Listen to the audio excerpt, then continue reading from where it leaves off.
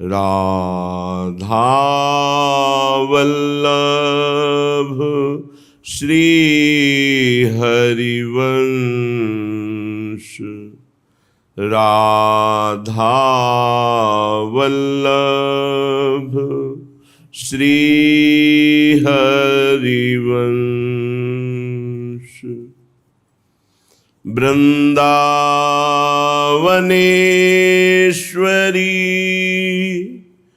तवैव पदारविन्दम्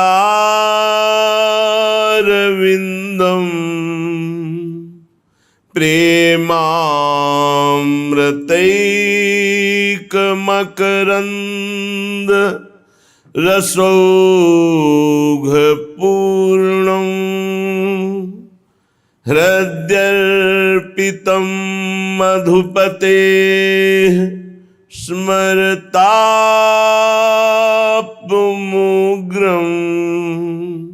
निर्वापयत् परम शीतल माश्रयामि, परम शीतल माश्रयामि। हे लाडली, हे प्रियाजू, हे स्वामिनी जू, मन मेरो बार बार अभिलाष, लाडली मेरी स्वामिनी, ये मन मेरो बार बार अभिलाष। ऐसो भाग जागी है कबहूँ, ये रूप माधुरी चाखे, रूप माधुरी चाखे, मन मेरो बार बार अभिलाष। हे लाडली रची रची विमल माल पहिरावों, रस की बत्तियां भाखे, नित नित नव नव लाड़ लड़ावत, पुतरिन लो दृग राखे मेरी स्वामिनी, पुतरिन लो दृग राखे। हे प्रियाजू, आपकी कृपा से मेरे मन में एक पवित्र अभिलाषा जागृत हुई है। पता नहीं ऐसा भाग्य कभी जगेगा कि नहीं, पर अभिलाषा तो जग गई है। अभिलाषा ये है लाडली जो कि मैं आपके रूप रसाशव का नेत्रों के द्वारा पान करूं, आपको देखूं, आप प्रिया प्रीतम का दर्शन पाऊं।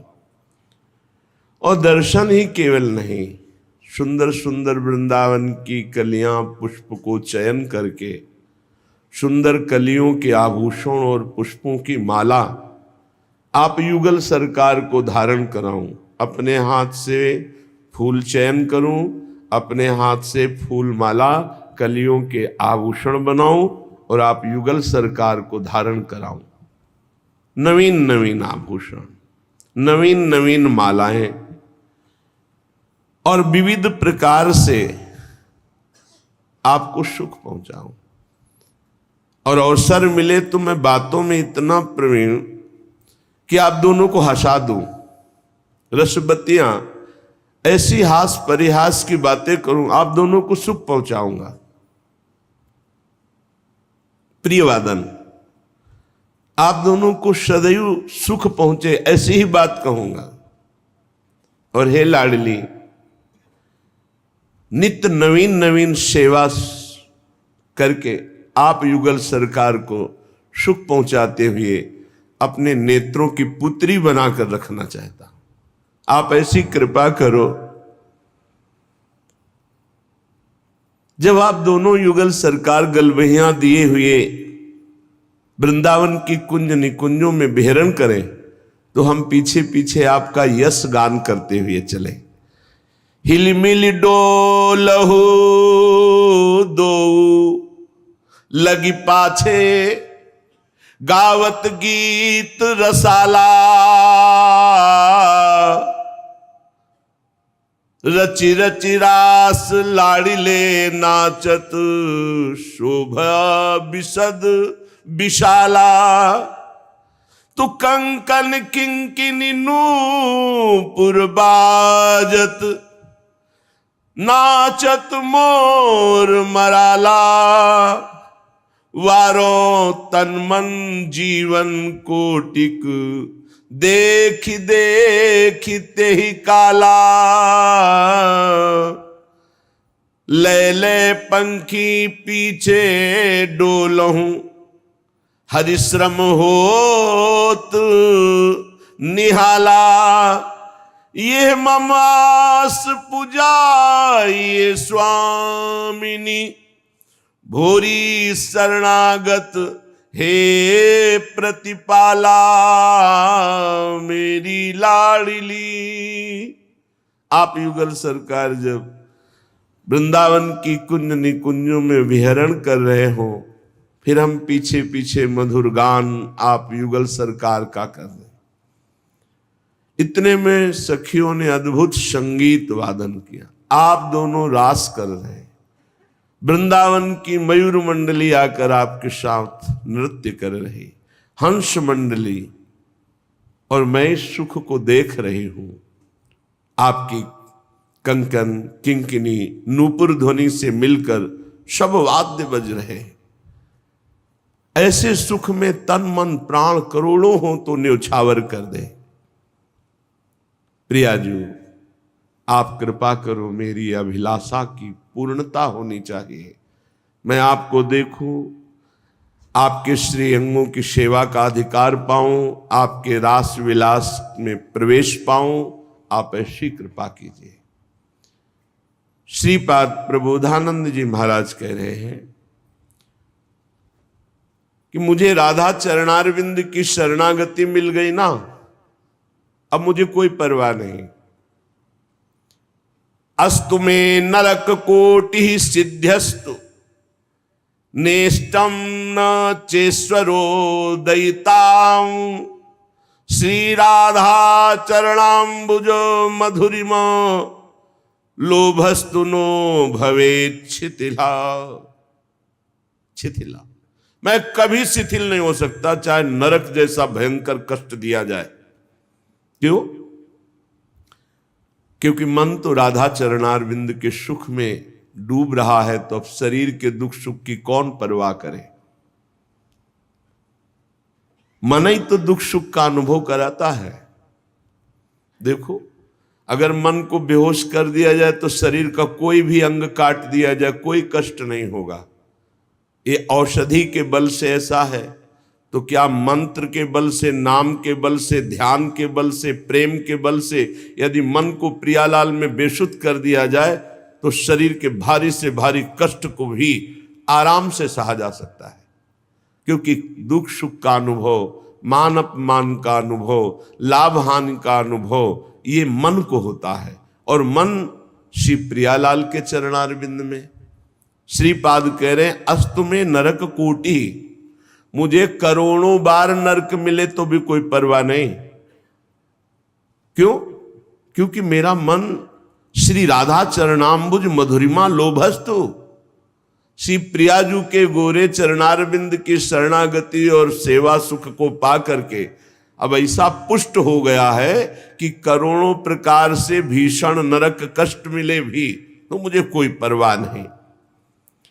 अब सिद्ध्यस्तु नेष्टम न चेश्वरो दयिताम, हम मैं किसी ईश्वर से कृपा की याचना नहीं करूंगा, उससे दया की भीख नहीं मांगूंगा। क्यों? क्योंकि मुझे प्यारी जू के चरणों का आश्रय मिल गया, जहां ईश्वरों की भी ईश्वर रसघन मोहन मूर्तिम विचित्र केलि महोत्सवोल्लसितम राधा चरण विलोडित रुचिर शिखंडम हरिम बंदे। मेरी लालसा, ये देखो कोई महान पुरुष ही बोल सकता है, इतनी पुष्ट हो चुकी है राधा चरणारविंद में, ना भवेत शिथिलता। आप किसी भी कारण से शिथिल नहीं हो सकती। हो सकता है कई कारण उपस्थित हो जाए, शरीर रोगी हो जाए, विपत्ति आ जाए, कोई साथ ना दे, अव्यवस्था हो जाए, अपमान हो जाए, निंदा हो जाए या मृत्यु हो जाए, कुछ भी हो सकता है। ये मृत्यु लोक है, नाशवान है, अब मैं शिथिल होने वाला नहीं। क्यों? क्योंकि मेरा मन श्री जी के चरणों में समर्पित हो चुका है। ये निर्भयता, निश्चिंतता, निशोकता प्रभु के चरणों का आश्रय लेने पर ही आती है। चाहे जितना सुंदर परिवार हो, चाहे जितनी सुंदर व्यवस्था हो, चाहे जितना वैभव सुख हो, लेकिन प्यारे तुम भय, चिंता, शोक से नहीं बच सकते। वो केवल प्रभु के चरणों के आश्रय से बच सकते हो। भगवान की शरणागति, मुख में नाम और शरीर से पवित्र आचरण, भगवत समर्पित कर्म, बड़ा बढ़िया जीवन, बड़ा मंगलमय जीवन। कह रहे नरक जैसी अव्यवस्था हो तो भी मुझे कोई परवाह नहीं। क्यों? क्योंकि मन सत्प्रेम सिंधु मकरंद रसोग धारा सारा नजस्रमभिता श्रवदास्यतेषु। स्वामिनी जी के चरणार बिंद से अजस्र प्रेम की धारा अपने शरणागतों के हृदय में प्रवाहित होती रहती है। ये गोविंद जीवन धनम है। जो ये गोरे चरणारविंद है, गोविंद के जीवन धन है, और उनकी शरणागति मुझे प्राप्त हुई।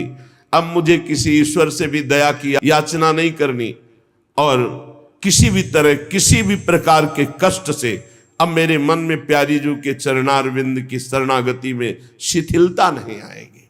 ये बहुत उत्तम कोटि की स्थिति होती है। जब हम बहुत भगवत चर्चा सुनते हैं, भगवान का महात्म जागृत होता है, और जब भगवान की कृपा होती, तब लगता है कि प्रियाजू के चरणारविंद हमें कौन सी निधि मिले हैं। चलते हैं, श्रीमद् भागवत महापुराण प्रसंग चल रहा है। सर्वलोक महेश्वर भगवान श्री कृष्ण द्वारिका के लिए प्रस्थान करने को उद्यत हैं। इतने में महाभाग्यमयी भगवत भक्ति का स्वरूप साक्षात माता कुंती जी आती हैं और प्रभु से हाथ जोड़ करके विनय करती हैं।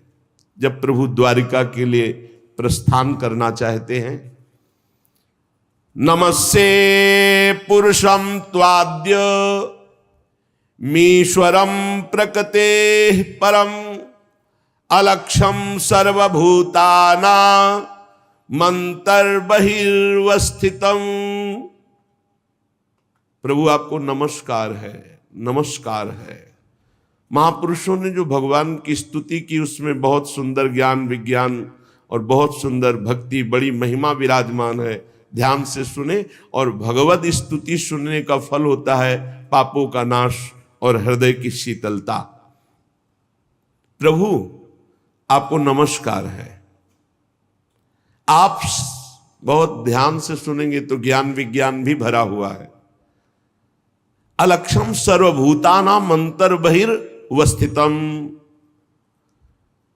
दिखाई नहीं दे रहे अलक्षम, पर सर्वभूतानाम समस्त देहधारियों के अंतर और बहिर, बाहर और भीतर आप ही विराजमान हैं, दिखाई नहीं दे रहे। अलक्षम सर्वभूतानाम मंतर बहिर अवस्थितम, बाहर और भीतर प्रभु ही प्रभु विराजमान है। पर हमारे नेत्र नहीं है, माया देखने वाले नेत्र हैं। त्रिगुण ब्रह्मा जी के द्वारा त्रिगुण से रचे नेत्र हैं, तो त्रिगुण की रचना देख सकते हैं, और भगवान तो त्रिगुणातीत है। कह रहे हैं नमस्ते पुरुषम त्वाद्यमीश्वरम प्रकृते परम, आप तो प्रकृति से परे हैं और मेरे नेत्र प्रकृति को देख सकते हैं बस।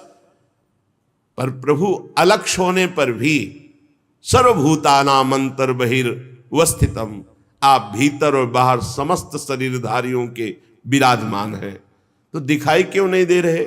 माया जवनिका छन्नम अज्ञान, ये अज्ञान जो माया जनित है इसी के कारण नहीं दिखाई दे रहे। अधोक्षज अव्यय नालक्ष्य से मूढ़ दृशा नटो नाट्य धरो यथा। प्रभु भला मैं तो अबोध नारी हूं, आप पुरुषोत्तम अविनाशी आदि पुरुष प्रकृति से परे, इंद्रियों में जो भी सामर्थ्य है जिस विषय को जानती हैं, पर उनकी सामर्थ्य नहीं कि आप तक वो पहुंच सके। प्रभु जो अभी मूढ़ता के अंतर्गत है वो आपको नहीं जान सकते। मूढ़ कौन पुरुष है? अहंकार विमूढ़ात्मा करता मिति मन्यते, मैंने ये किया, मैं करूंगा, मैं ऐसा कर सकता हूं, मैं, ये मूढ़ता। जब तक मूढ़ता है तब तक आपको कोई जान नहीं सकता। जैसे कोई कलाकार क्षण क्षण में वेश परिवर्तन करके आवे तो उसको साधारण लोग नहीं जान सकते, लेकिन जो उससे पूर्व परिचित है उसके नेत्र नाक ऐसे देखते ही पहचान लेंगे कि ये चाहे स्त्री का नाट्य करे या पुरुष का नाट्य करे या अच्छा नाट्य करे या बुरा नाट्य करे, ये अमुक है।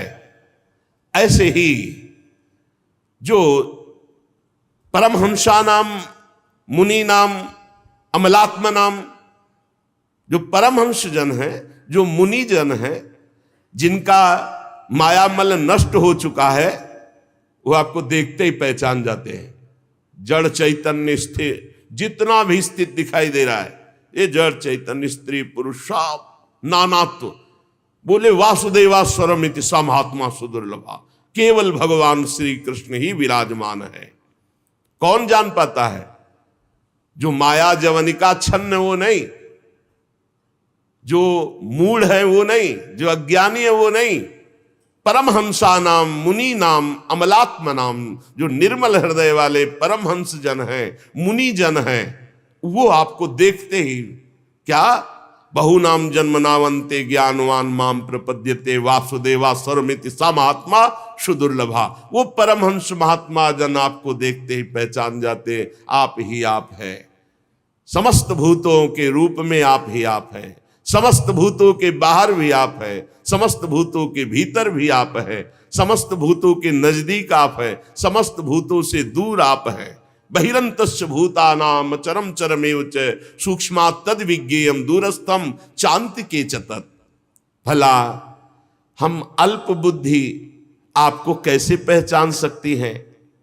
हे श्री कृष्ण, हे वासुदेव, कृष्णाय वासुदेवाय देवकी नंदनाय च नंद गोप कुमाराय गोविंदाय नमो नमः। नमः पंकज नाभाय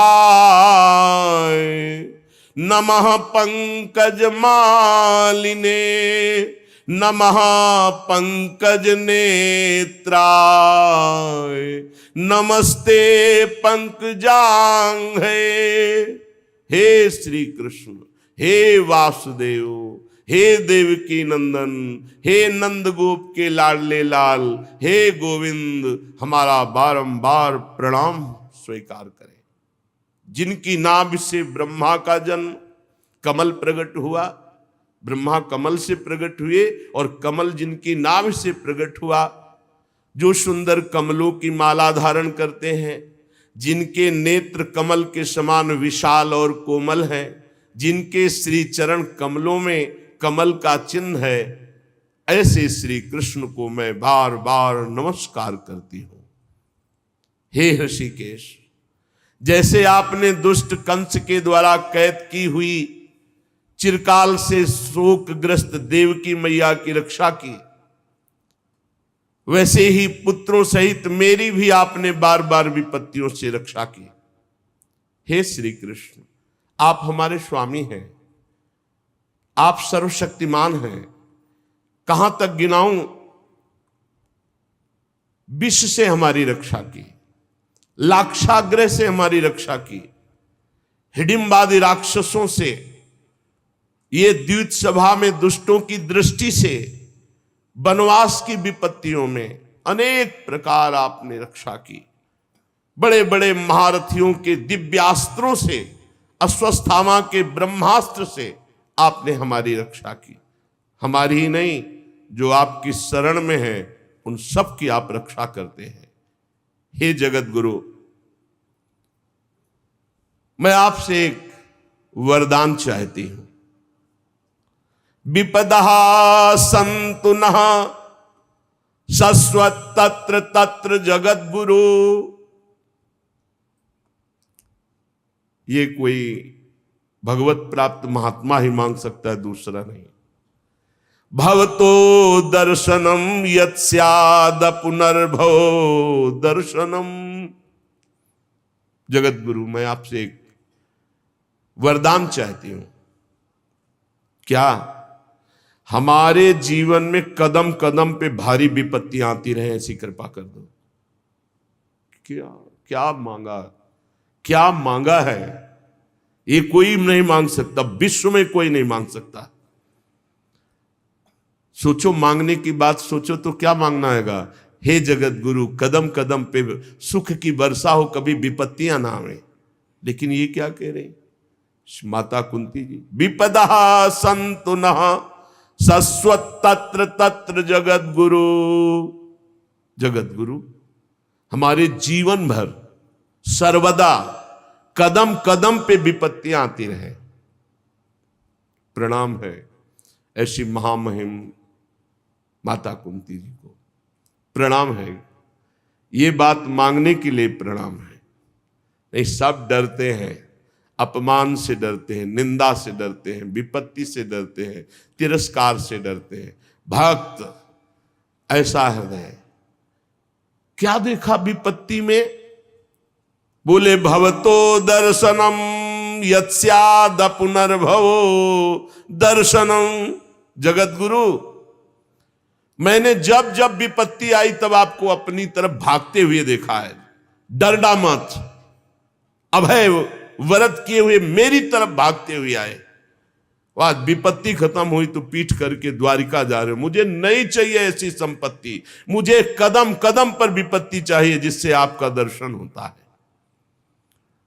और जिसको एक बार आपका दर्शन हो जाता है, अपनर्भव, उसका कभी जन्म नहीं होता, और जन्म मरण के चक्र से मुक्त हो जाता है। हे जगत गुरु, हमें कदम कदम पर जीवन भर विपत्तियां दीजिए, क्योंकि विपत्तियों में मुझे आपका दर्शन हुआ।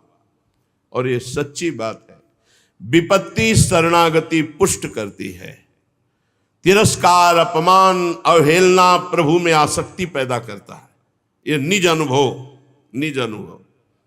तिरस्कार, अपमान, अवहेलना जिसे अपना माना जाता है, जब उनके द्वारा होती तो भगवत शरणागति पुष्ट होती। भगवान बड़े कृपालु होते हैं, जिनको अपने जनों के द्वारा, निज जनों के द्वारा अपमान, अवहेलना, तिरस्कार मिलता है, तब उनके हृदय में एकमात्र मेरे तो गिरधर गोपाल, दूसरो न कोई। ये जन्म जन्म की बिगड़ी बन जाएगी जिस दिन भगवान से एकाग्रता पूर्वक शरणागति पुष्ट हो गई। हे जगत गुरु, जन्म मृत्यु के चक्कर में उसे कभी नहीं आना पड़ता जिसे एक बार भी आपका दर्शन हो जाए। प्रभु, ये ऊंचे कुल में जन्म होना, जन्मैश्वर्य श्रुत स्त्री वीरेद मान मदः पुमान, ये सब अहंकार, कुछ नहीं है इसमें। ऊंचे कुल में जन्म हो गया, खूब रुपया पैसा, बैंक बैलेंस, खूब बहुत विद्वान और घमंड, तो प्रभु कुछ नहीं होगा, कुछ नहीं। उसकी दुर्गति पक्की है, क्योंकि वो घमंड में आकर ऐसे पापाचरण करेगा, दुर्गति प्राप्त हो जाएगी। वो दैन्य होकर आपके शरण में नहीं आएगा, वो नाम जप नहीं करेगा, वो भजन नहीं करेगा। जिनको थोड़ा शरीर स्वस्थ है, ऐसे यत्किंचित धन है, संतों के प्रति उनकी भावना शास्त्र के प्रति या भगवान के प्रति नहीं होती। हे प्रभु, ये ऊंचे कुल में जन्म होना, ये ऐश्वर्य, रुपया, पैसा, विद्या, ये संपत्ति, ये घमंड पैदा कर देते हो। घमंड दुर्गति, दुर्गति पक्की। प्रभु, आप ऐसे घमंडियों को अपनी भक्ति, अपना नाम, अपना सत्संग छूने तक नहीं देते। यह भागियों को नहीं मिलता, बड़े भाग्यशाली। संत समागम सम न लाभ कछुआन, उमा संत समागम सम न लाभ। इस सृष्टि में परम लाभ क्या? भगवान की भक्ति, भगवान से प्रेम। ये कहां से होता है? ये साधु समागमा, भगवत प्रेमी महात्माओं के संग से होता है। प्रभु, आप उनको दर्शन देते हैं जो दैन्य होते हैं, जो अकिंचन होते हैं, जो निर्धन होते हैं। अब यहां निर्धन किसको कहते हैं? जिसका अहंकार भगवान के चरणों में समर्पित हो गया। देखो, अम्बरीश जी चक्रवर्ती सम्राट है, पर न तप का अहंकार है, न भजन का अहंकार है, न राजा होने का अहंकार। हाथ जोड़े दुर्वासा जी के सामने खड़े, दुर्वासा जी कृत्या प्रकट कर रहे, एक कदम पीछे नहीं हट रहे, वैसे ही हाथ जोड़े खड़े। भगाया सुदर्शन चक्र ने, वैसे ही हाथ जोड़े खड़े। लौट के आए, वैसे ही हाथ जोड़े मिले। दैन्य, अकिंचन और निर्धन, सुनेरी मैंने निर्बल के बलराम। ये अपबल, तपबल, बाहुबल, दामबल, विद्याबल, ये सब भगवान से विमुख करने वाला होता है। आप निर्धनों के परम धन हैं। जिस पर आपका कृपा प्रसाद होता है, वो प्रपंच माया उसकी तरफ देख भी नहीं सकता। आप ऐसे भक्तों के हृदय में विहार करते हैं जो अकिंचन, दैन्य, आंसुओं से कपोल भींज रहे। प्रभु, मैं कैसे रिझाऊं आपको, मेरे में तो कोई बल नहीं है। हे शांत स्वरूप, हे कैवल्य मोक्षाधिपति, हे श्री कृष्ण, मैं बार बार आपको नमस्कार करती हूं। मैं आपकी कृपा से जानती हूं कि आप कौन हैं। आप अनादि, अनंत, सर्वव्यापक, सबके नियंता, काल रूप, परम ईश्वर हैं। ये मैं अनुभव कर रही हूं। कुंती माता कह रहे हैं, संसार के समस्त पदार्थ और प्राणी ये आपस में राग द्वेष करके विषमता के कारण परस्पर अशांत हो रहे, जल रहे, लड़ रहे, मर रहे। परंतु आप उस स्थिति में भी उनमें समान रूप से विराजमान रहकर निर्लेप रहते हैं। भगवान, आप जब मनुष्यों की सी लीला करते हैं तो कौन ऐसा है जो आपको जान सके? आप क्या करना चाहते हैं कोई नहीं जानता।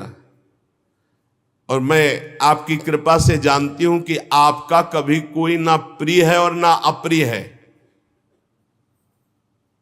पर जो आपको प्यार करते हैं, आप उनसे ये था माम प्रपद्यन्ते तास तथैव भजाम्यहम्।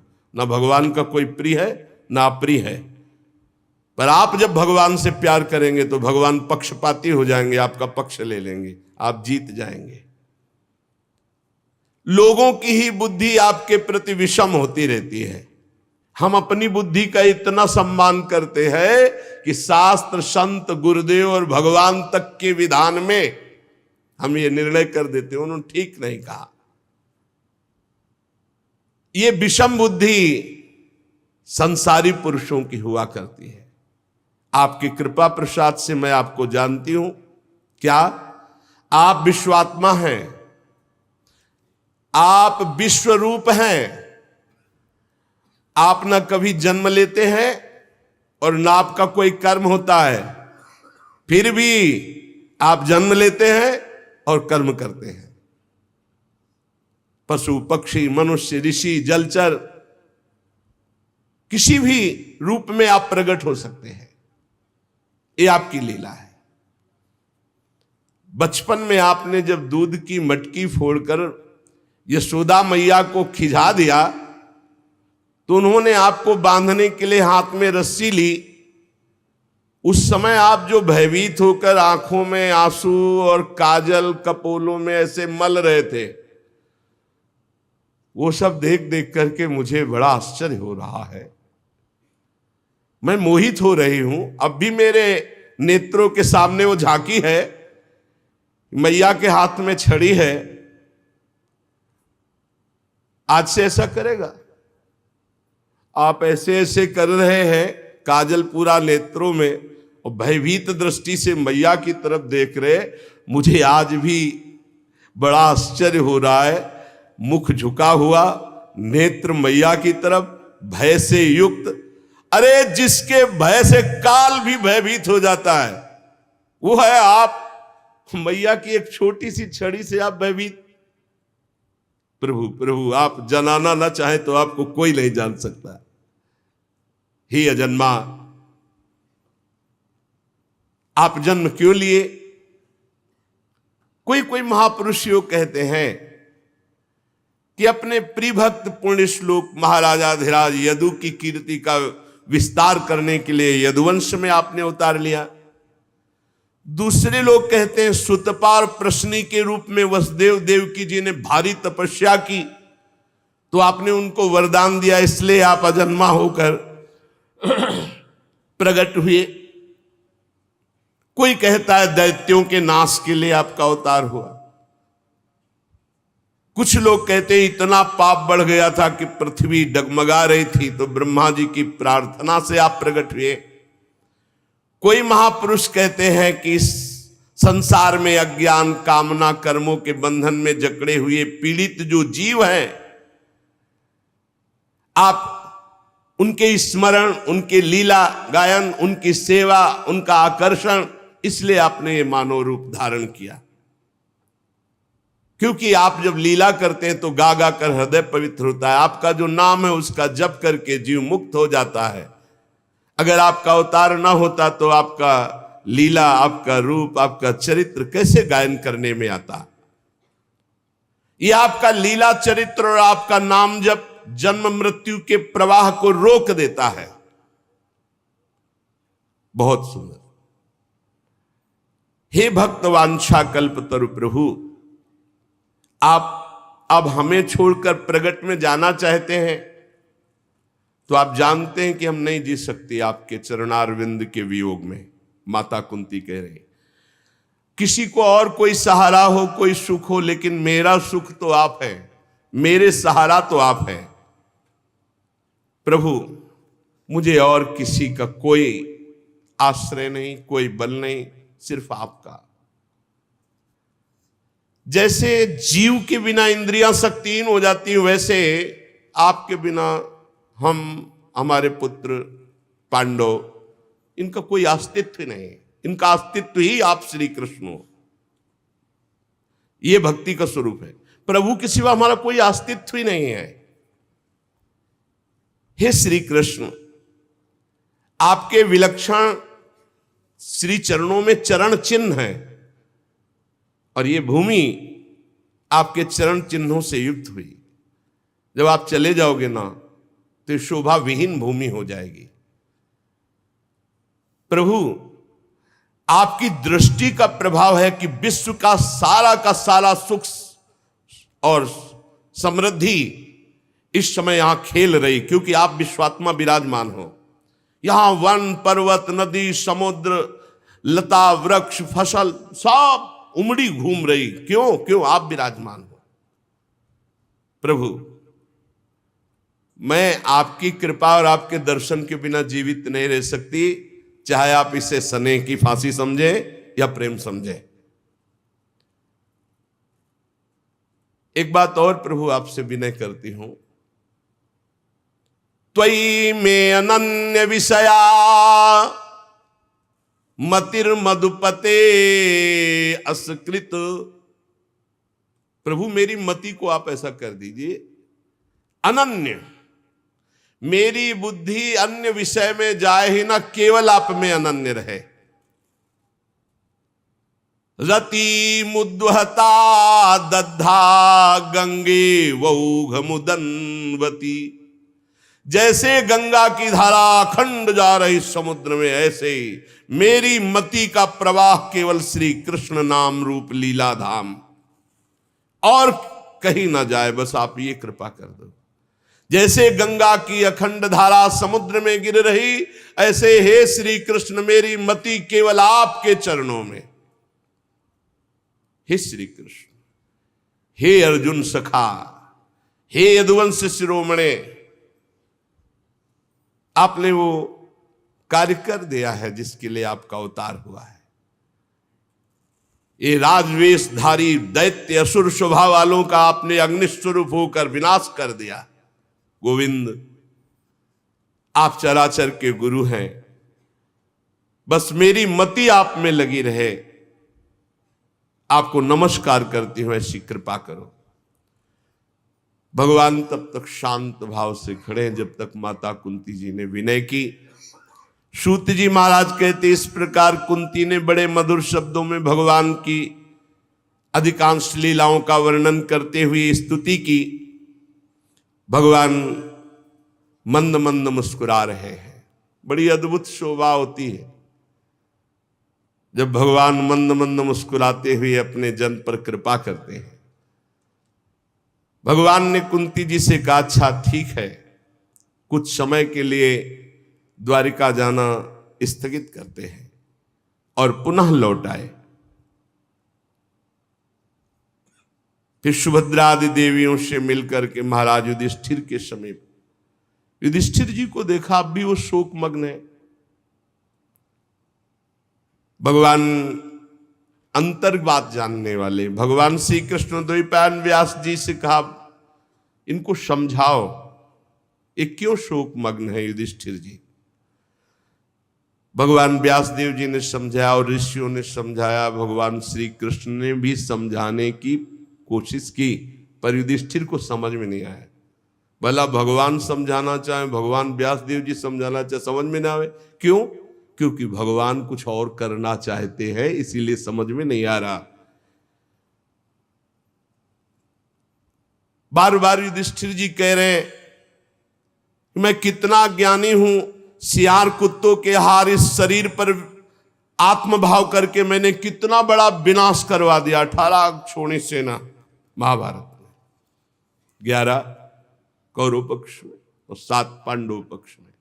मुझे संतोष नहीं हो रहा आप सबके समझाने पर। भगवान मुस्कुराए और कहा, चलो रथ तैयार करो। कहां ले जा रहे? भीष्म पितामह जी के पास, क्योंकि ज्ञान समुद्रस्थ होने जा रहा है। इसीलिए महाराज युधिष्ठिर को असंतोष, जैसे गीता को प्रकट करने के लिए अर्जुन जी के हृदय में कार्पण्य प्रकट किया, मूढ़ता प्रकट की, शरीर कांप रहा है, और कहा कार्पण्य दोषो प्रहत स्वभाव। वो कह रहे मैं अपने स्वभाव से उलट रहा हूं। क्यों? क्योंकि गीता अमृत प्रकट होना चाहिए। ऐसे ही भीष्म जी के मुख से समस्त ज्ञान समुद्र को भगवान निकलवाना चाहते हैं, इसलिए युधिष्ठिर को संतोष नहीं हुआ भगवान के भी समझाने पर और श्री कृष्ण द्वैपायन व्यास देव जी के भी समझाने पर। कहा, अच्छा चलो रथ तैयार करो। कहां के लिए प्रभु आज्ञा है? ले चलो, हमारे साथ चलो। और जहां सरसैया पर भीष्म पितामह पड़े हुए थे, स्वर्ण जटित रथों पर अच्छे अच्छे घोड़े जुते, आगे आगे भगवान श्री कृष्णचंद्र जी, फिर युधिष्ठिर जी, ऐसे सबका रथ क्रम आए। वहां जाके देखा तो मानो स्वयं सूर्य तेजोमय बाणों की सैया पर पड़े हुए, ऐसे भीष्म पितामह बाणों की सैया पर। सब जाकर के चरणों में प्रणाम किया।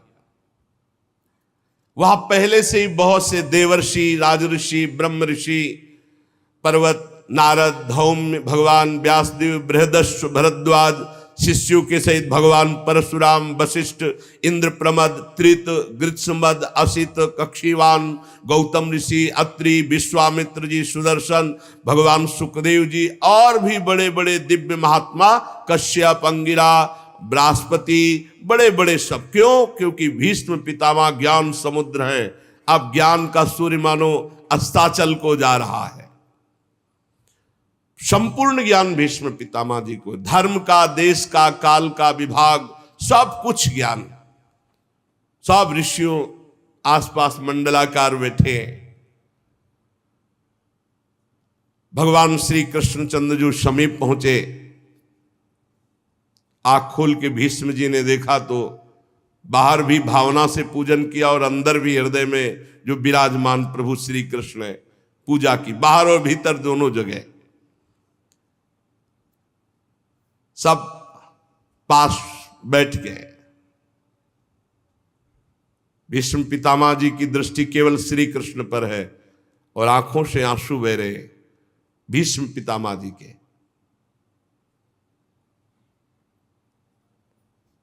फिर युधिष्ठिर को नजदीक बुलाया और हाथ इशारे, तुम्हें बहुत कष्ट हुआ क्योंकि अन्याय का उस समय बोलबाला था।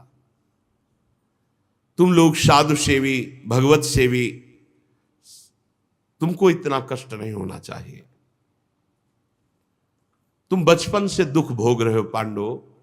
अतिरथी पांडु की मृत्यु के समय तुम्हारी अवस्था बिल्कुल छोटी थी, तब से आज तक तुम्हें कष्ट ही कष्ट झेलना पड़ा। देखो, ये ध्यान रखना, जैसे बादल वायु के वश में रहते हैं, ऐसे लोकपालों सहित संपूर्ण जगत इन श्री कृष्ण के अधीन है। ये काल के भी काल हैं। तुम लोग दुखी मत होना, ये इन्हीं की मंगलमयी लीलाएं हैं।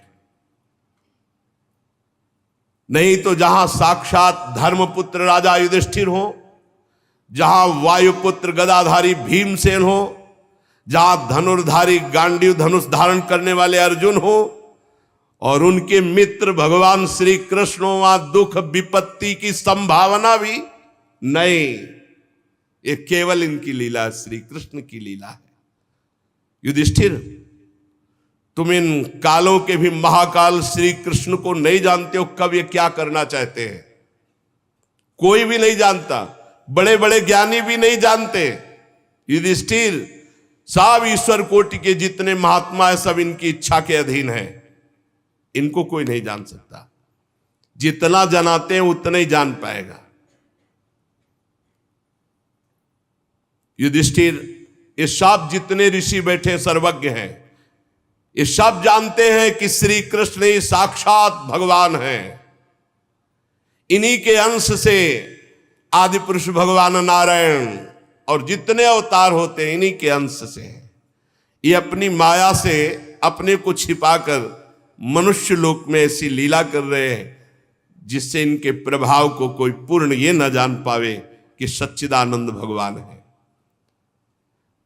मैं अंतिम समय गूढ़ राज से बोल रहा हूं कि साक्षात भगवान। बोलते ना अंतिम समय तो झूठ कोई बोलता नहीं। फिर भीष्म पितामह तो सत्य प्रतिज्ञ है, फिर भी कह रहे मैं अंतिम समय बोल रहा हूं। ये साक्षात भगवान, समस्त अवतारों के अवतारी युधिष्ठिर, ये भगवान शंकर, देवर्षि नारद, भगवान कपिल, ये सब सर्वज्ञ महात्मा है। जो मैं बोल रहा हूं उसको जान रहे हैं। जिसे तुम अपना ममेरा भाई समझ रहे हो, प्रिय मित्र समझ रहे हो, हितैषी समझ रहे हो, तुमने प्रेम बस जिनको अपना मंत्री बनाया, दूत बनाया, सारथी बनाया और संकोच नहीं किया, तुम जानते हो ये कौन है? ये स्वयं परब्रह्म परमात्मा है। ये सर्वात्मा, समदर्शी, अद्वितीय, अहंकार रहित निष्पाप परमात्मा, ये तुम्हारे प्रेम विवश होकर ऊंचे से ऊंचे, नीचे से नीचे हर कार्य करने में कभी संकोच नहीं किया। युधिष्ठिर, ये समतत्व हैं, फिर भी देखो तुम्हारी भक्ति के वश होकर पक्षपात किए। यही कारण है, यही कारण है इनकी करुणा का। क्या भक्ति का पक्षपात कि जब मैं अब अपने प्राण त्यागने जा रहा हूं तो स्वयं साक्षात चलकर हमारे सामने उपस्थित हुए। ये उपदेश दिलाने नहीं, ये हमारा अंतिम बनाने आए हैं। भगवत परायण योगी पुरुष भक्ति भाव से इनमें अपना मन लगाकर और वाणी से इनका नाम कीर्तन करके जब शरीर त्यागता है तो कामना और कर्म बंधन से छूटकर जीवन मुक्त वो भगवत धाम जाता है। देव देवेश कैसे प्रसन्न लग रहे हैं। कैसा हास्य प्रकट हो रहा है। देखो ना, रक्त कमल के समान अरुण नेत्र कैसे उल्लसित है, कैसा श्रीमुख। और ये तब जब मैं शरीर त्यागने जा रहा हूं। युधिष्ठिर उनकी बात सुनकर सरसैया पर सोए हुए भीष्म पितामह से बहुत से ऋषियों के सामने नाना प्रकार के धर्मों के संबंध में अनेकों प्रश्न पूछे गए। तत्ववेत्ता भीष्म पितामह ने वर्ण आश्रम के अनुसार पुरुष के स्वाभाविक धर्म, वैराग्य, राग के कारण और विभिन्न रूप से बतलाए हुए निवृत्ति प्रवृत्ति रूप द्विविध धर्म, दान धर्म, राजधर्म, मोक्ष धर्म, स्त्री धर्म, भागवत धर्म, सबका जो जो प्रश्न किया गया सबका भीष्म पितामह जी ने उत्तर दिया। भीष्म पितामह जी शांत होते चले जा रहे हैं। फिर भगवान श्री कृष्ण में दृष्टि लगाई, प्रश्न उत्तर बंद। देखा पीतांबर फहरा रहा है, नील मेघ की कांति गंभीर मुद्रा में भगवान श्री कृष्ण खड़े हैं। भीष्म जी की एकटक आंख श्री भगवान पे। क्या सुंदर मृत्यु का, अब भीष्म जी है, क्या सुंदर। आसपास सब भगवत स्वरूप महात्मा, सामने भगवान श्री कृष्ण। भीष्म जी को अब किंचन मात्र भी दुख नहीं है बाणों के चोट का।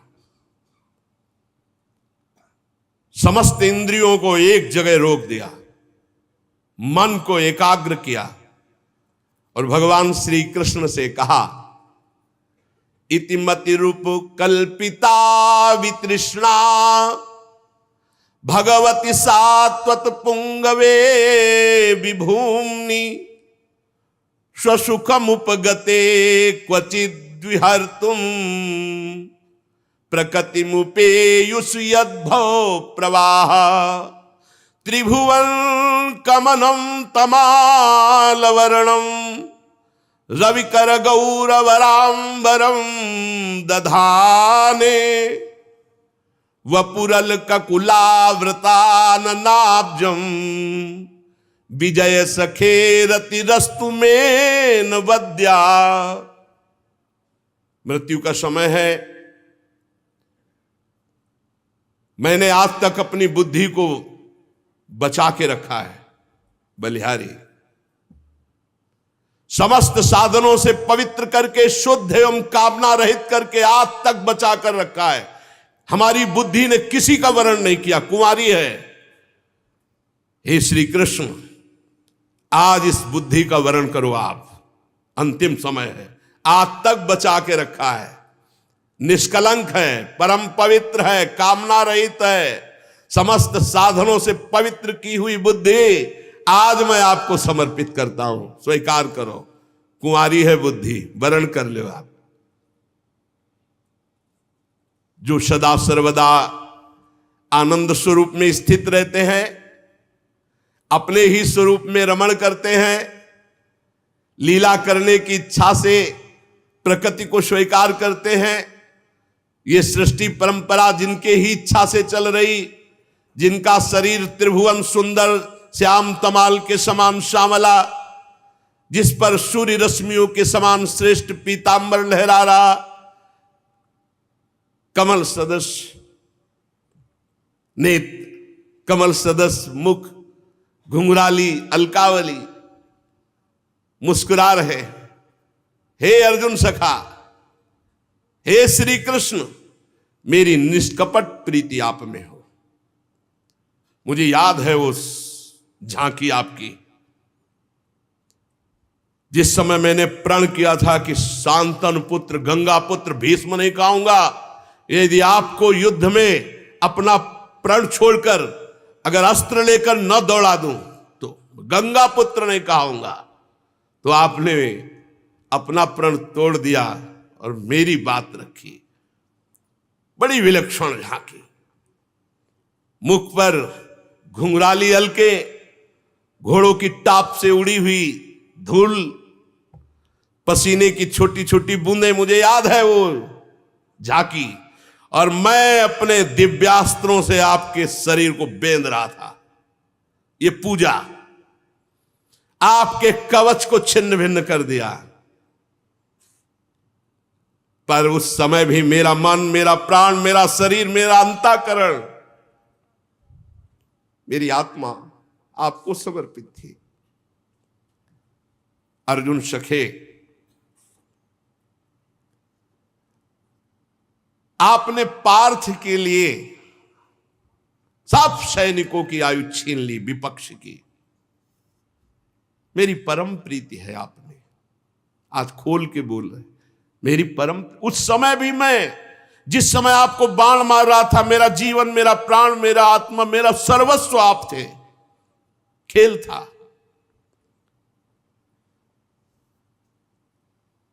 अर्जुन जब अपने मुझ जनों को देख करके मोहित हुए, तब आपने उनकी अविद्या का नाश करने के लिए विशुद्ध गीता का उपदेश किया।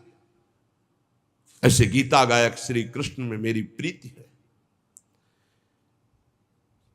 श्री कृष्ण, भला आप ईश्वर की प्रतिज्ञा को कोई तोड़वा दे, लेकिन आपने मेरी बात रखने के लिए जैसे सिंह हाथी को मारने दौड़े, ऐसे रथ का पहिया लेकर कूद पड़े मुझे मारने के लिए।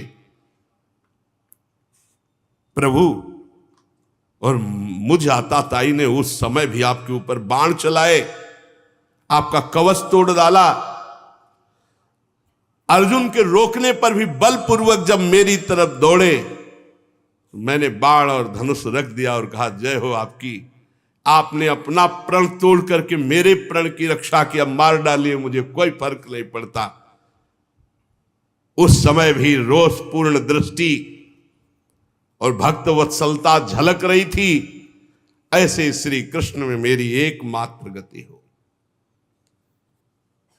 अर्जुन के रथ की रक्षा में सावधान, बाएं हाथ में घोड़ों की राश, दाहिने हाथ में चाबुक और मुख पर अपूर्व शोभा। उस महाभारत युद्ध में मैंने सदैव इसी रूप को देखा है।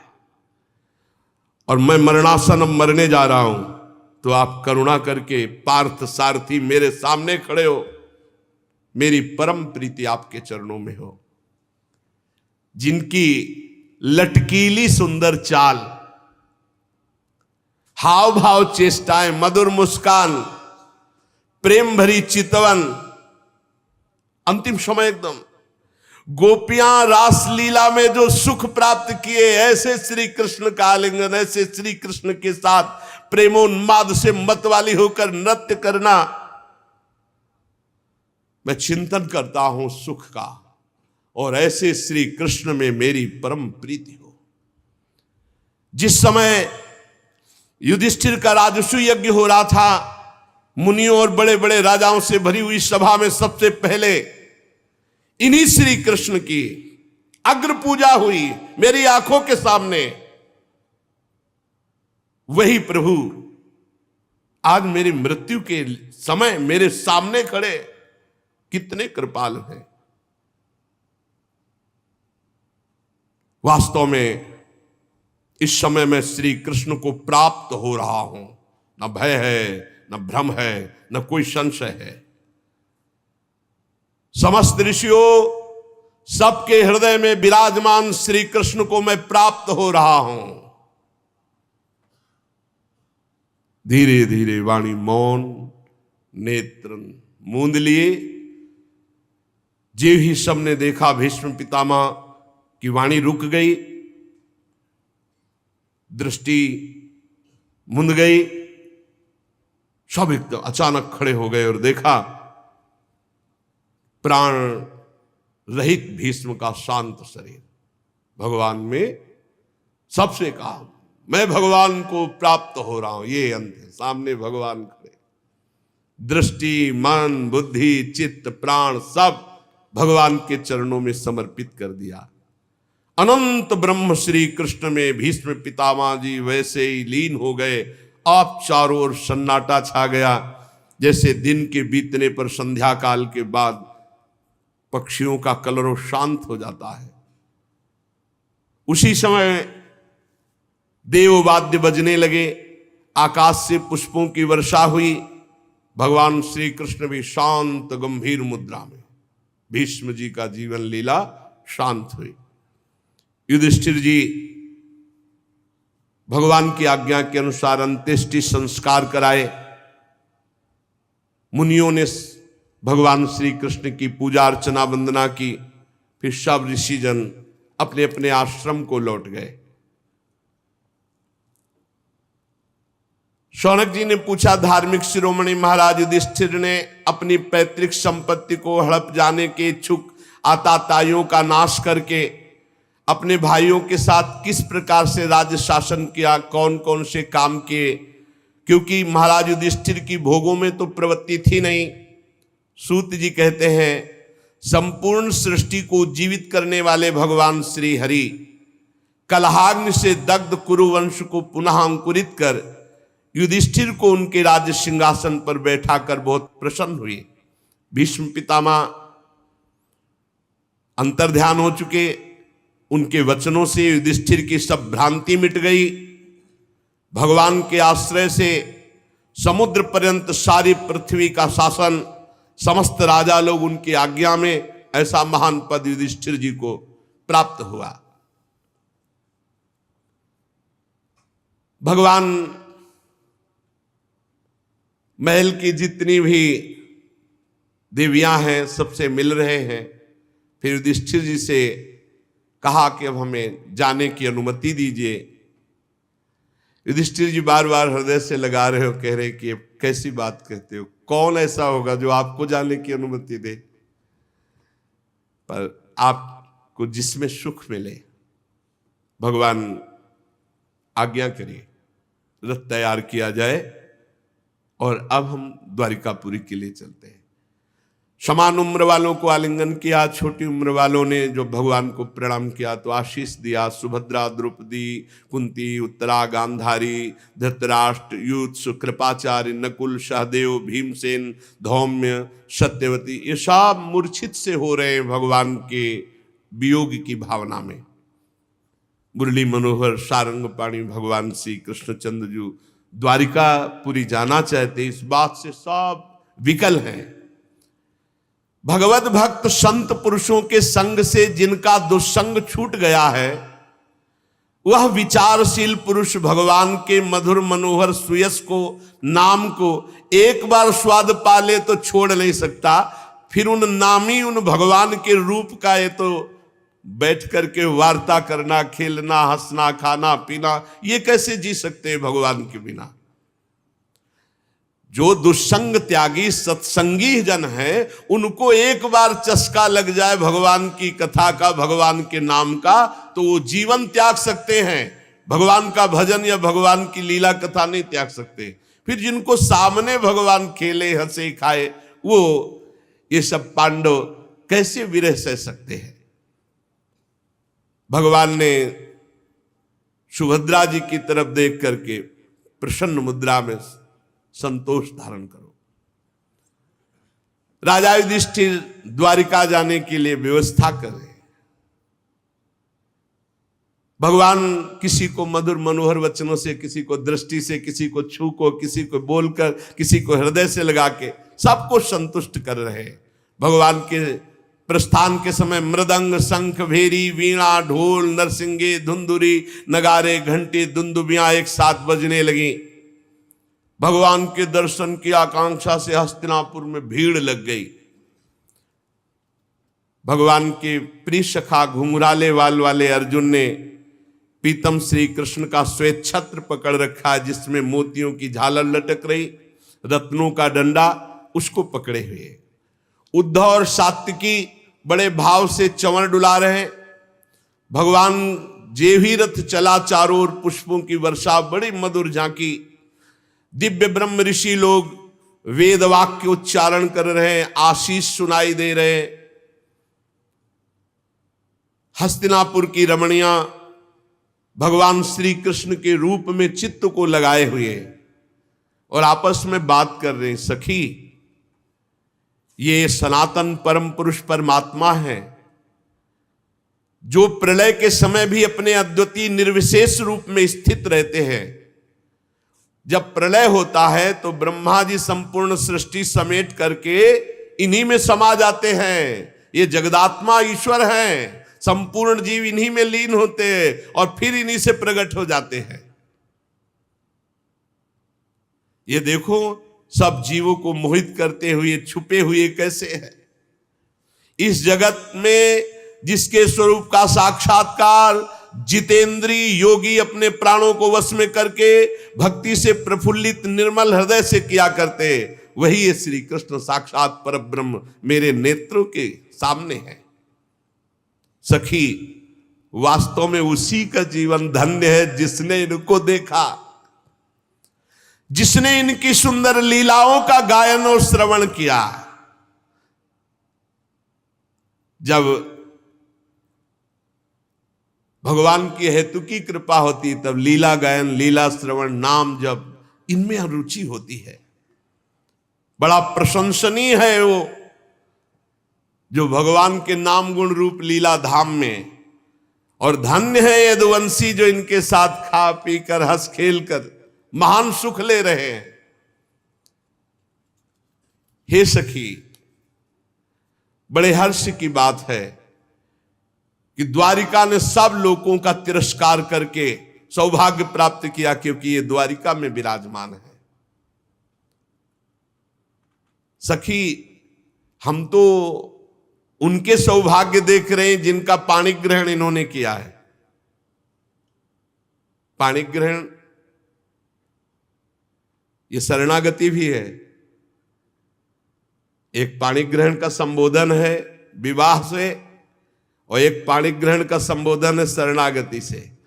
हम तो सखी धन्य धन्य उनको मानती हैं जिनका पाणी ग्रहण भगवान बाहु पकड़ लेते हैं शरणागत की। अवश्य उन्होंने कोई बड़ा व्रत, कोई स्नान, कोई हवन, कोई जप तप किया होगा, क्योंकि परमात्मा उन्हें प्रीतम रूप से मिले। वो बार बार इनकी रूप माधुरी का पान करती होंगी। सखी, स्मरण मात्र से मेरा हृदय व्याकुल हो रहा है, मूर्छा सी आ रही है। कितना सुख प्राप्त करते हैं, और इनसे भी ज्यादा सुख तो ब्रज गोपियों ने प्राप्त किया। सखी, धन्य है वो ब्रज गोपियां जिनके इशारे पर ये नंद नंदन नाचते थे। सखी, सबसे बड़ा सुख श्री रुक्मिणी जी को मिला द्वारिका में। शिशुपाल आदि मत वाले राजाओं का मान मर्दन करके अपने बाहुबल से उठा लाए, अपहरण कर। प्रद्युम्न, शांबाद कितने इनके पुत्र हैं। और हमने तो सुना है कि भौमासुर को मार करके लाई हुई 16,000 इनकी और पत्नियां हैं। वास्तव में वो सब धन्याति धन्य देवी होंगी। उनका जीवन परम धन्य हो गया, परम पवित्र, परम उज्जवल हो गया, जिसको श्री कृष्ण ने स्वीकार कर लिया। इनकी महिमा का वर्णन क्या करें, ये तो साक्षात कमल नयन भगवान पर ब्रह्म परमात्मा श्री कृष्ण है। हस्तिनापुर की स्त्रियां से प्रभु के विषय में बातचीत कर रही। अजात शत्रु युधिष्ठिर ने भगवान श्री कृष्ण की रक्षा के लिए बहुत सी सेना साथ भेजी। यद्यपि भगवान सर्व समर्थ, पर प्रियता में शंका होती, अधिक प्रीतिमन भाषण देहा। युधिष्ठिर जी ने आग्रह करके से कि भगवान आप सेना साथ ले जाइए। भगवान कुरजांगल, पांचाल, सूरसेन, यमुना के तटवर्ती प्रदेश, ब्रह्मावर्त, कुरुक्षेत्र, मत्स्य, सारस्वत, मर्धन्नो देश को पार करके फिर आनर्त देश में आए। यहां कुछ विश्राम किया, जलाशय समीप था, संध्या वंदन किया। फिर आनर्त देश में पहुंचे। वहां के लोगों ने जो ही सुना कि भगवान पधार रहे, द्वारिकापुरी के लोग, पांचजन्य शंख भगवान ने सबको आनंदित करने के लिए बजाया। भगवान के ओठों की लाली से स्पर्श हुआ वो श्वेत वर्ण पांचजन्य शंख। जब उसका नाद हुआ तो द्वारिकापुरी में आनंद की लहर छा गई। भगवान पधार रहे हैं। दुष्टों को भय और भक्तों को अभय, इस शंखनाद से सारी प्रजा भागी भगवान श्री कृष्ण के दर्शन के लिए। भगवान श्री कृष्ण आत्मा राम है, वह अपने आत्मलाभ से सदा सर्वदा परिपूर्ण है। पर जैसे सूर्य को कोई दीप दिखाए तो भगवान सूर्य प्रसन्न हो जाते, स्वीकार कर लेते, भला सूर्य को दीप दान क्या, वो तो जगत को प्रकाश दे रहे हैं। ऐसे ही भगवान श्री कृष्ण को कुछ भी भाव से वो भगवान पूर्ण होते हुए भी प्रेम भाव स्वीकार करते हैं। सब आकर के भगवान की तरफ कोई पुष्प अर्पित कर रहा है, कोई बोल रहा है, कोई देख कर केवल आंसू बहा रहा है, जैसा जैसा सबको भगवान सुख पहुंचा रहे हैं। अयोध्या, राधा राधा, द्वारिकावासी इतने विकल हैं। ये अयोध्या शब्द क्यों आया? क्योंकि इस समय हमारा मन अयोध्या में गया। जब राम जी आए अयोध्या में 14 वर्ष बाद, तो सबके मन में था कि भगवान हमसे सबसे पहले मिले, सबसे पहले हमसे मिले। तो भगवान ने सबकी बात पूर्ण करने के लिए अमित रूप प्रगटे ते ही काला, अनंत रूप धारण कर लिए और सबसे क्षण महु सब मिले भगवाना, उमा मरम काहू नहीं जाना। एक क्षण में पूरे अयोध्या वासियों से भगवान सबसे पहले मिले, अमित रूप प्रगटे थे, अमित रूप में ऐसे ही भगवान किसी को गले लगा रहे, किसी को वचन से, किसी सब, कोई अस्त्र प्रवाह कर रहा है, कोई पुष्प डाल रहा है, कोई दुलार कर रहा है। भगवान द्वारिकाधीश द्वारिकापुरी में सबको सुख पहुंचा रहे हैं। हाथ जोड़ करके द्वारिकावासी भगवान से कहते, स्वामिन हम आपके वियोग में कितने व्याकुल थे, हमारे प्राण तो सदैव आपके चरण कमलों में बसते हैं। ये चरण कमल भगवान ब्रह्मा शंकर इंद्र आदि सब इनकी वंदना करते हैं। जो इन चरणों की शरण ले लेता है, समर्थ काल एक बाल बांका तक नहीं कर सकता। हे प्रभु, जो आपके इन चरणों की शरण ले लेता है, समर्थ काल भी बाल बांका नहीं कर सकता। विश्वभावन, आप ही हमारे माता हैं, आप ही हमारे सुहृद हैं, आप ही हमारे पिता हैं, आप ही हमारे स्वामी हैं, आप ही हमारे सदगुरु हैं, आप ही हमारे आराध्य देव हैं। भला आपके वियोग में हमारी क्या दशा होगी, आप सोचो।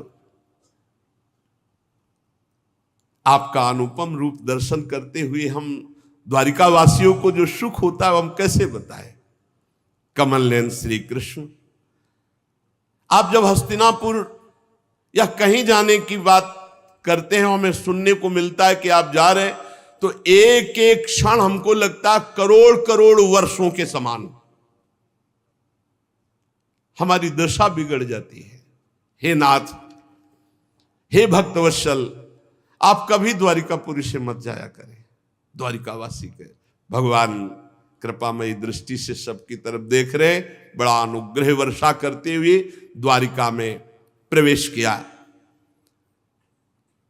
मंगल शकुन गजराज को आगे करके स्वस्त्यन पाठ करते हुए सब श्रेष्ठ श्रेष्ठ यदुवंशी भगवान का स्वागत किए।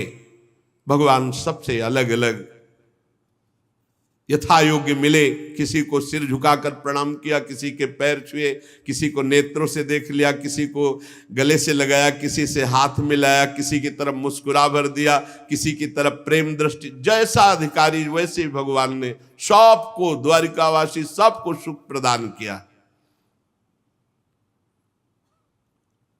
बालक वृद्ध सब भगवान सबसे मिले। भगवान श्री कृष्ण के बाहर रहने के कारण जितनी विरह व्यथा थी सब द्वारिका की वासियों की दूर हुई। जिनकी निर्मल और मधुर हंसी, लजीली चितवन एक बार हृदय में बैठ गई तो विश्व विजयी कामदेव का भी कोई प्रभाव उसके हृदय में नहीं पड़ता। ये है श्री कृष्ण। जिसके हृदय में श्री कृष्ण रूप माधुरी आ गई तो विश्व विजयी कामदेव का भी प्रभाव उसके हृदय में नहीं पड़ता। और जिनकी मंद मुस्कान तिरछी चितवन की चोट में मुनिमन मोहन मदन मोहन के भी हृदय में बेशुद्ध अवस्था आने लगती, उन प्रियाजू के चरणों की दास्ता जिसके हृदय में हो, फिर क्या कहला है। श्री कृष्ण अपने एकांत सेवी निज जनों को बहुत सुख प्रदान करते हैं। शौनक जी ने कहा, सूत जी, अभी पीछे आपने बताया था कि अश्वत्थामा ने ब्रह्मास्त्र चलाया था उत्तरा के गर्भ में, तो ब्रह्मास्त्र का प्रभाव और गर्भस्थ शिशु बच जाना, यह कैसे हो सकता है? गर्भ में महान ज्ञानी महात्मा परीक्षित जी थे, तो हमें लगता है कि भगवान ने ही उस समय स्वयं रक्षा की होगी, क्योंकि ब्रह्मास्त्र से बचना संभव है। फिर दूसरी बात मेरी और प्रश्न बन रहा है कि परीक्षित जैसे धर्मात्मा से कोई अपराध बन जाना, उनके लिए साप होना, श्री सुखदेव जी का ज्ञानोपदेश करना, हम पूरा प्रसंग सुनना चाहते हैं। सूत जी ने कहा, धर्मराज युधिष्ठिर अपनी प्रजा को प्रसन्न रखते हुए पिता के समान उसका पालन करने लगे। वो भोगों से निष्प्रिय होकर निरंतर भगवत स्मरण परायण होते हुए राज्य पालन करते, अतुल संपत्ति, बड़े बड़े यज्ञ करके भगवान की आराधना करते। जम्बूद्वीप के स्वामी, स्वर्ग तक उनका यश, क्या कमी थी महाराज युधिष्ठिर के पास? देवता लालायित होते ऐसे भोग थे। पर महाराज पांडवों को भगवान श्री कृष्ण के सिवा और कुछ प्रिय नहीं था। शौनक जी, जिस समय अश्वत्थामा ने ब्रह्मास्त्र चलाया, उत्तरा के गर्भ में ब्रह्मास्त्र का प्रभाव गया, तो वो बालक ब्रह्म तेज से जलने लगा ब्रह्मास्त्र के प्रभाव से। पर उस समय उस बालक ने देखा कि श्याम वर्ण एक तेजस्वी ज्योतिर्मय पुरुष आसपास उसके ऐसे घूम रहा है, और ब्रह्म तेज बाहर आसपास। अब वो बालक को नहीं छू पा रहा, बस अंगूठे भर का वो श्याम रंग का तेजस्वी, बहुत ही निर्मल, अत्यंत सुंदर श्याम शरीर, बिजली की तरह चमकता हुआ पीतांबर, सिर पर मोर मुकुट, निर्विकार पुरुष, लंबी लंबी भुजाएं, कानों में तपाए हुए स्वर्ण के सुंदर कुंडल, आंखों में लालिमा, और हाथ में दिव्य गदा लिए हुए बार बार वो शिशु देख रहा है कि मेरे चारों ओर घुमा। तो कौमुदकी गदा के प्रभाव से गर्भस्थ शिशु में ब्रह्मास्त्र का प्रभाव नहीं पड़ पाया। जैसे सूर्य अपनी किरणों से कुहरे को भगा देता है, वैसे ही कौमुदकी गदा के प्रभाव से ब्रह्मास्त्र के तेज को उस महापुरुष ने शांत कर दिया। गर्भस्थ शिशु सोचने लगा, ये कौन है? इस प्रकार 10 मास के गर्भस्थ शिशु के सामने भगवान श्री कृष्ण का साक्षात दर्शन और भगवान श्री कृष्ण की कौमुदकी गदा के प्रभाव से ब्रह्मास्त्र के तेज का शांत हो जाना, और तत्काल वो सोच ही रहे थे कि भगवान अंतर्ध्यान हो गए। जे भी भगवान अंतर्ध्यान हुए, ते ही समस्त सद्गुणों को विकसित करने वाले शुभ समय में पांडु के वंशधर बालक का जन्म हुआ।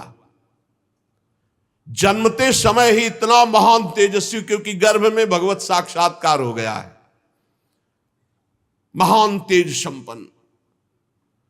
महाराज युधिष्ठिर जब सुना पौत्र हुआ, बड़े प्रसन्न हुए, क्योंकि अर्जुन पुत्र अभिमन्यु, अभिमन्यु पुत्र परीक्षित। राजा युधिष्ठिर, धौम्याचार्य, कृपाचार्य सबको बुलाया, जात संस्कार करवाए, बड़े दान दिए गए। जब बालक का नाल छेदन नहीं होता, उसके पहले, नाल छेदन के पहले तक, उस समय को कहते हैं प्रजा तीर्थ। उस समय जो दान दिया जाता है उसका बड़ा महत्व है। नाल छेदन नहीं हुआ, बालक हुआ, उस समय के दान को बड़ी महिमा, प्रजा तीर्थ कहते हैं। उसी समय युधिष्ठिर ने बहुत दान किया, हाथी, घोड़ा, स्वर्ण, बहुत। युधिष्ठिर जी ने कहा, पुरुवंश शिरोमणि,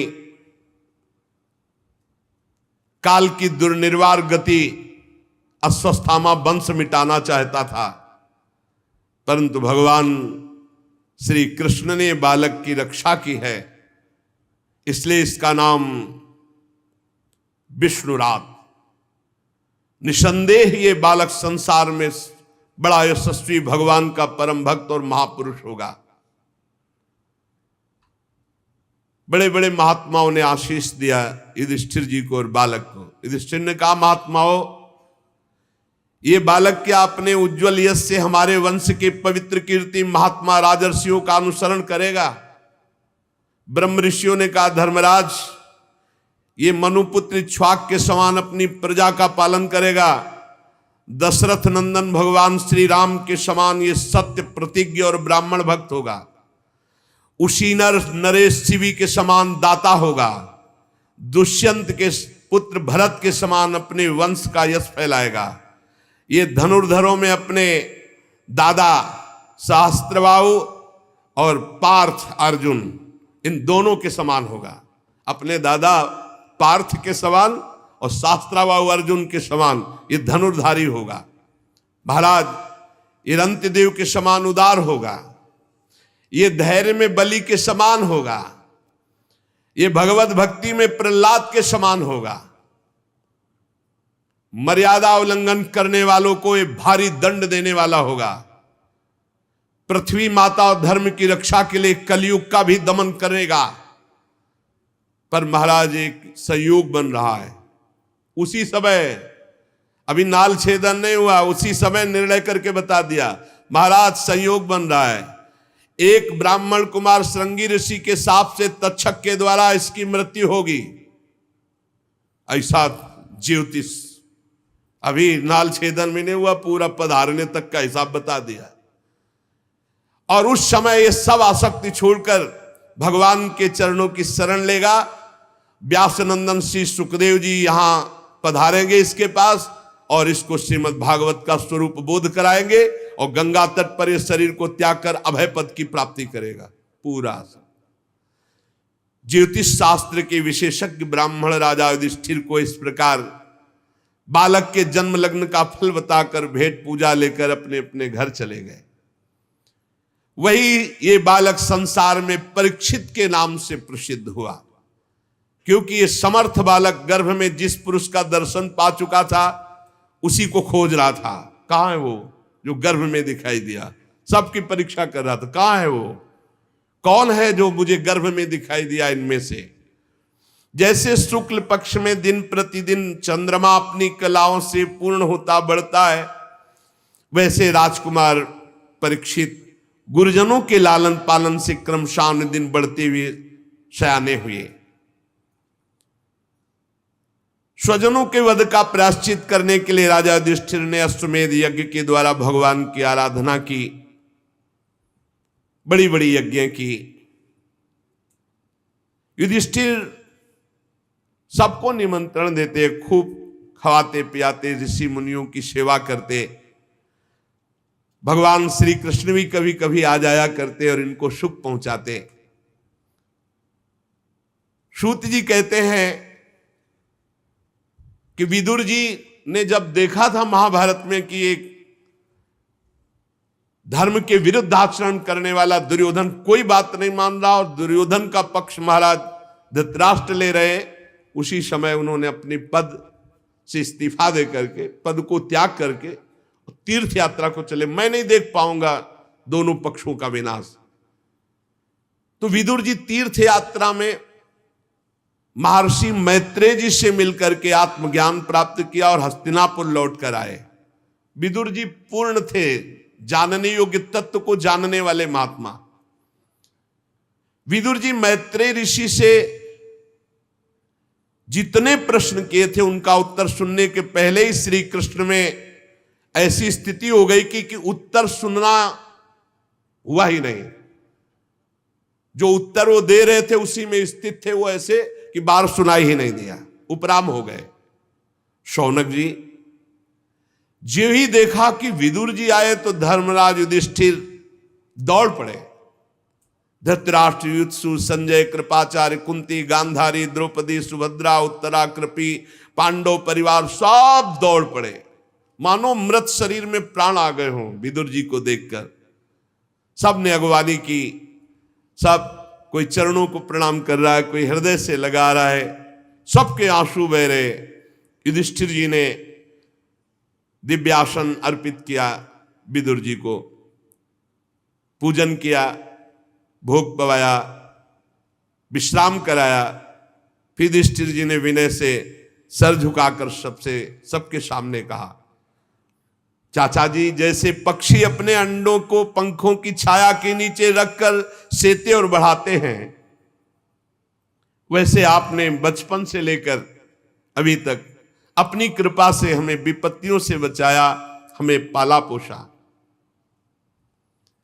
अब हम आपसे जानना चाहते हैं कि आप जब तीर्थ यात्रा के लिए निकले तो किस वृत्ति से जीवन निर्वाह किया, किन किन तीर्थों में गए, क्योंकि भगवान के प्यारे भक्त तो स्वयं तीर्थ स्वरूप होते हैं। अपने हृदय में विराजमान भगवान को निरंतर चिंतन करते हुए जो प्रकट किए हुए महात्मा है, वो तीर्थों में जहां जाते हैं तो तीर्थ को महातीर्थ बना देते हैं। तीर्थे कुर्वन्ति तीर्थानि स्वांता हस्तेन गदाभृता। चाचा जी, आप तीर्थ यात्रा करते द्वारिकापुरी भी गए होंगे। भगवान श्री कृष्ण मेरे तो जीवन प्राण आराध्य देव हैं, सुखी है ना? आपने जाकर देखा वहां सब सुखी हैं? युधिष्ठिर जी के इस प्रकार पूछने पर विदुर जी ने तीर्थों और यदुवंशियों के संबंध में जो कुछ देखा सुना अनुभव किया था क्रम से बतला दिया, पर मुख्य बात नहीं बताई। जब ये विदुर जी लौट करके आए थे तब तक यदुवंशियों का राधेश्याम हो चुका था, उसे गुप्त कर लिया। क्योंकि करुणा में विदुर जी पांडवों को अपने सामने कभी दुखी नहीं देख सकते थे, इसलिए उन्होंने कोई असही घटना नहीं सुनाई, क्योंकि वो तो स्वयं प्रकट हो जाएगी, बताने की क्या जरूरत है।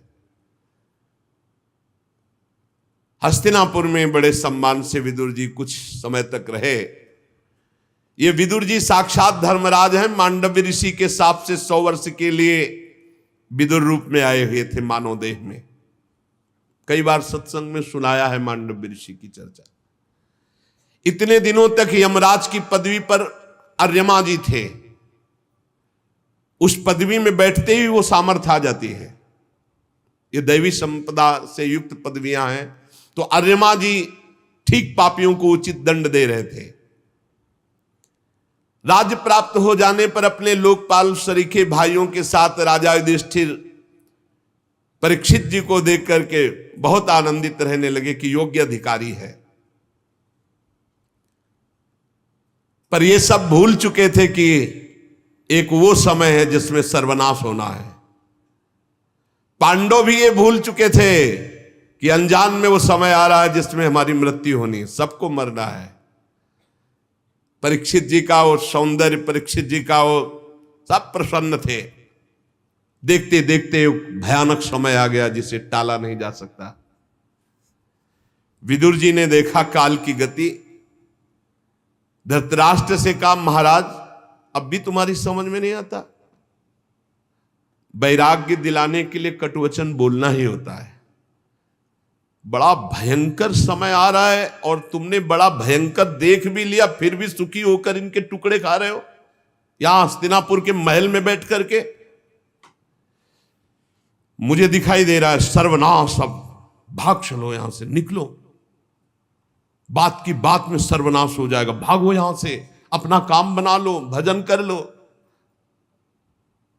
सब मारे जा चुके, फिर भी तुम्हें जीने की आशा है?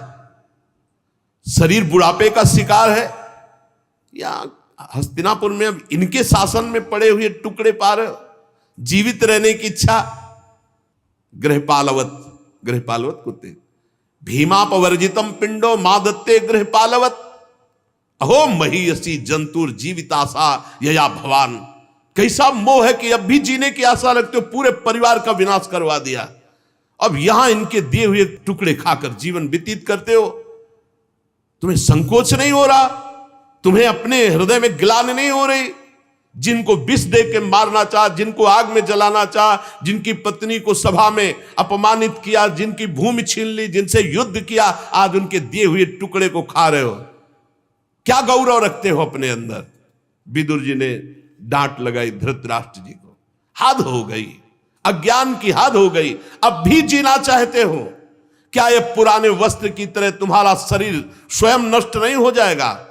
इसलिए अपना स्वार्थ साध लो, ममता काटो, चलो हमारे साथ चलो, हम तुम्हें उपाय बताएंगे भगवत प्राप्ति कैसे होगी। धन्य है जिसको विदुर जैसा भाई मिला हो। चाहे अपनी समझ से या दूसरों के समझाने से समझ लो, अंतिम में तुम मरोगे, तुम्हारे साथ कुछ नहीं होगा, इसलिए भजन कर लो तो तुम्हारा कल्याण हो जाएगा। अंतःकरण को वश में करो, निकलो। जो आगे होने वाला है वो तुम देख नहीं रहे, मैं देख रहा हूं, चलो हमारे साथ। विदुर जी ने धृतराष्ट्र को उत्तराखंड की तरफ, छोटे भाई विदुर जी अंधे राजा धृतराष्ट्र को उनके दिखाए हुए मार्ग से धृतराष्ट्र चल पड़े। जब गांधारी जी ने देखा कि पतिदेव अंतिम यात्रा है, अब लौटना नहीं है, तो जो सन्यासियों को सुख देता है, वीर पुरुषों को लड़ाई के मैदान में अपने शत्रु के द्वारा किए हुए न्यायोचित प्रहार से होता है, वैसा ही पतिव्रता पत्नी को महासुख होता है पति के साथ कष्ट सहने में। उनके पीछे चल दिया। अजातशत्रु युधिष्ठिर प्रातः काल नियम बनाए थे अपने बुजुर्गों को प्रणाम करने का। जो राजमहल में गए, धृतराष्ट्र, विदुर जी, गांधारी, कोई नहीं दिखाई दी। बड़े उद्विग्न चित्त संजय से पूछा, संजय कहां गए मेरे वृद्ध पिता, कहां गए मेरे चाचा जो विदुर जी, कहां गई माता गांधारी? क्या ऐसा तो नहीं कि मंदबुद्धि से मेरे से कोई अपराध बन गया और वो शंका करके चले गए हों? रुदन करने लगे युधिष्ठिर जी। सूत जी कहते, संजय अपने स्वामी धृतराष्ट्र को न पाकर स्नेह विकलता में बहुत कुछ उत्तर नहीं दिया। फिर धीरे धीरे चित्त को स्थिर किया और हाथों से आंसू पोंछते हुए कहा, मैंने खो दिया अपने महाराज को। धृतराष्ट्र, संजय बहुत प्यार करते थे धृतराष्ट्र जी को। कुरुनंदन, अब वो कभी नहीं मिलेंगे। तुम्हारे चाचा और गांधारी महाराज, इनके संकल्प का तो मुझे पता नहीं, लेकिन मैं ठगा गया, वो मुझे छोड़कर चले गए। इस तरह वार्ता ये हो रही थी कि त्रिकालज्ञ देवर्षि नारद जी पधारे। युधिष्ठिर जी ने प्रणाम किया, संजय जी ने प्रणाम किया। युधिष्ठिर ने कहा, भगवान आप त्रिकालज्ञ हैं, आप बता सकते हैं कि मेरे चाचा कहां गए, मेरे ताऊ कहां गए, गांधारी जी कहां गई? मैं बहुत व्याकुल हूं, क्या मेरे से कोई अपराध बन गया कि मुझे छोड़कर चले गए?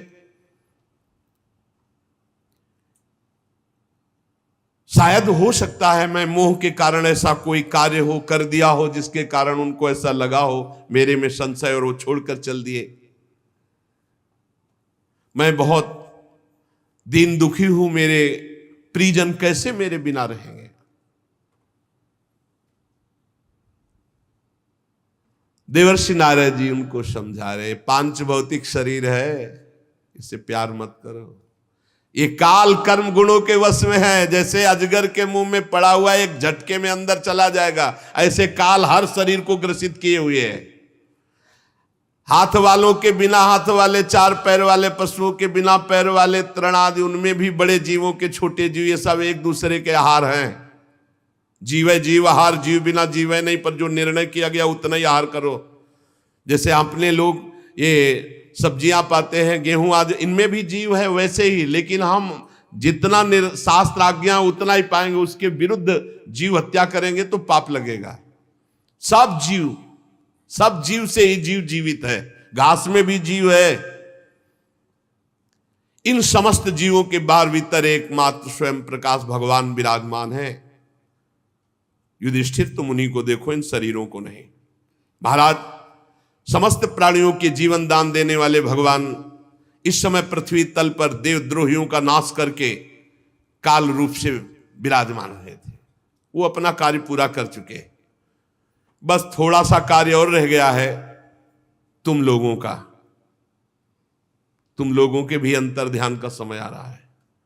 धर्मराज, मैं देख रहा हूं जिनके लिए तुम विकल हो रहे हो, हिमालय के दक्षिण भाग में जहां सप्तऋषि प्रसन्नता के लिए गंगा जी ने अलग अलग 7 धाराओं के रूप में अपने को विभक्त कर दिया, सप्त स्रोत कहते हैं, वहां ले गए हैं विदुर जी धृतराष्ट्र और गांधारी को।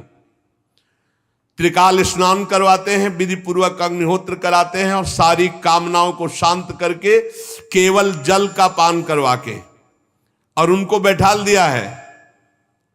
विदुर जी के प्रभाव से इस समय धृतराष्ट्र और गांधारी ठूंठ की तरह अपने शरीर को शांत करके बैठ गए हैं।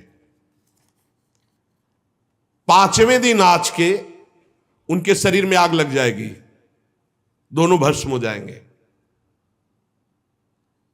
पर्णकुटी सहित दोनों के शरीर भस्म हो जाएंगे, गांधारी जी का भी धृतराष्ट्र का भी। विदुर जी अपने सामने अपने भाई को मोक्ष प्रदान करके धृतराष्ट्र को और गांधारी को पुनः तीर्थ सेवन के लिए चले जाएंगे। आप लोग शोक मत करो, मैं त्रिकालज्ञ हूं, देखकर बता रहा हूं। नारद जी बताकर चले गए। बड़ा विचित्र खेल है, इस संसार से सबको जाला है, कुछ साथ नहीं जाएगा। चाहे जितना लड़ाई झगड़ा करके राज्य एकत्रित कर लो, चाहे रुपया एकत्रित, बड़ा समय बलवान है, सब दिन होत ना एक समान।